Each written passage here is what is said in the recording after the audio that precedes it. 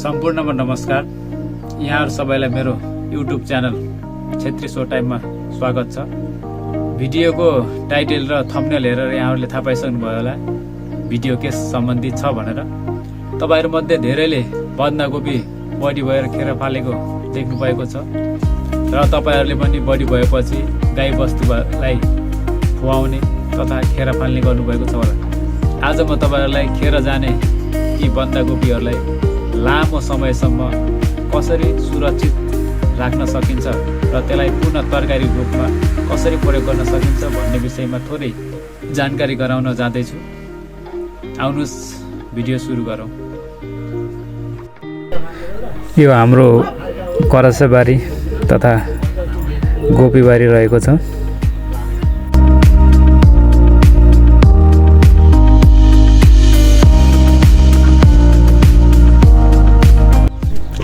सर्वप्रथम त बन्दाकोपीलाई काटेर सफा पानीले राम्रोसँग पखाल्नु पर्दछ।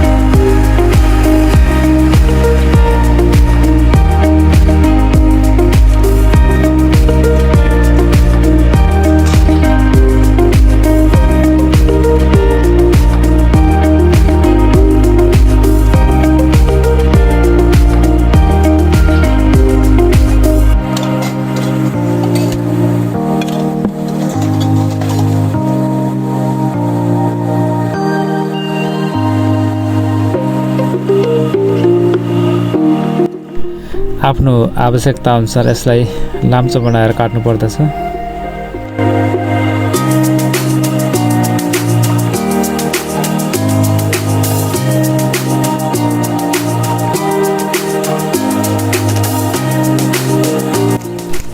यति बेला चाहिँ मेरो कार्यलाई थप सहजता प्रदान गर्नको लागि मैले मेरो आमा र श्रीमतीको चाहिँ सहयोग लिएको छु।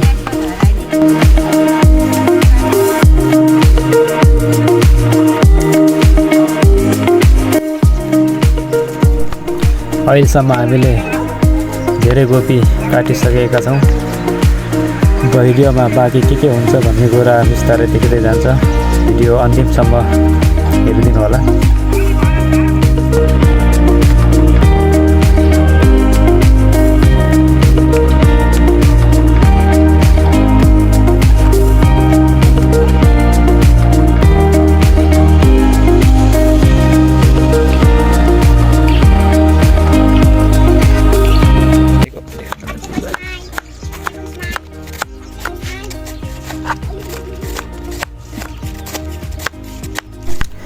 एकदम मजाले गोपी काटिँदैछ।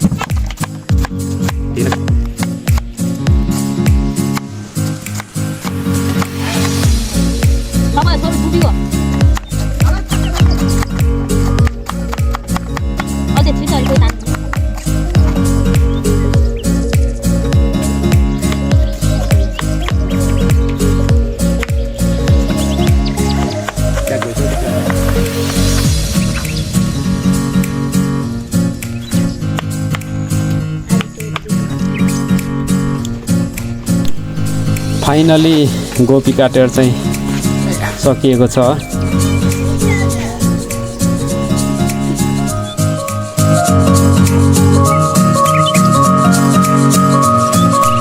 र यसरी काटिसकेको गोपीलाई अब घाममा सुकाउनु पर्ने हुन्छ र हामी गोपीलाई चाहिँ तिरपाल ओछ्याएर घाममा सुकाउँदैछौँ।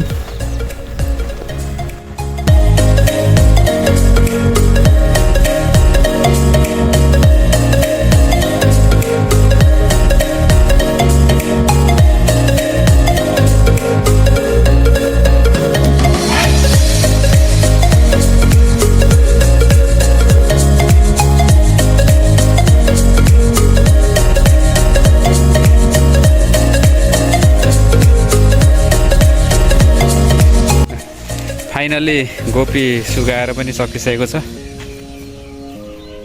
अब यसलाई हामी चाहिँ केही दिनसम्म घाममा सुकाउनेछौँ।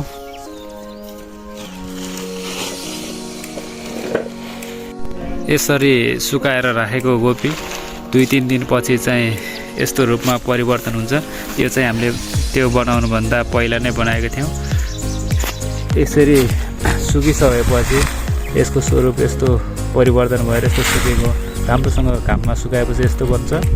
र हामीले चाहिँ यसलाई चाहिँ पछि बेमौसमी गोपी नपाइने सिजनमा अथवा बर्खाको समयमा चाहिँ आफ्नो तरकारीहरूमा यसलाई मिसाएर खान सकिन्छ र यसको स्वादमा पनि त्यस्तो फरक नआउने र यसले अहिले हरियो गोपीमा दिने जस्तै स्वरूपमा यो फेरि चिसो पानीमा अथवा पकाउँदा चाहिँ यो फुल्लिएर फेरि ठुलो साइजमा आउने अथवा हरियो गोपीको साइजमा आउने हुन्छ। र यसलाई चाहिँ हामीले अब राम्रोसँग प्लास्टिक तथा थैला बोराहरूमा चाहिँ हामीले चाहिँ सुरक्षित गरेर पछिको लागि राख्न सक्छौँ।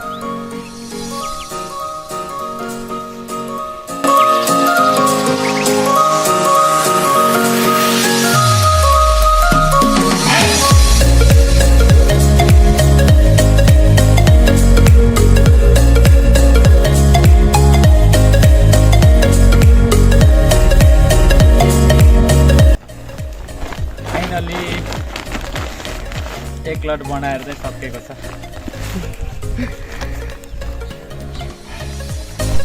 हजुरहरूले पनि एकपटक बनाएर आफ्नो अनुभव सेयर गर्नुहोला। यतिन्जेल भिडियो हेरिदिनु भएकोमा धन्यवाद।